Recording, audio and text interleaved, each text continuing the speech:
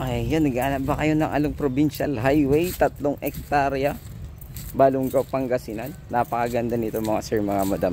150 meters below yung frontage nito. At ang ganda-ganda. Tara tingnan natin.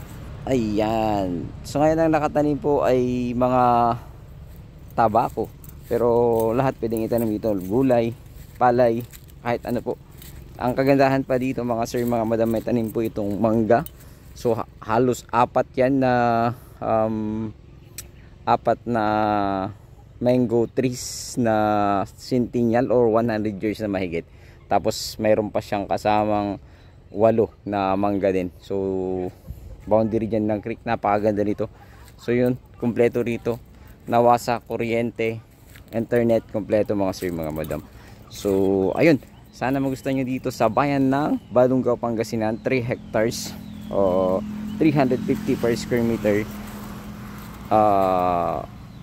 Pag-usapan daw ang capital gain tax kasi napakaganda to mga sir, mga madam. Silipin po ninyo kanyang highway. Ayan, along highway siya, napakaganda.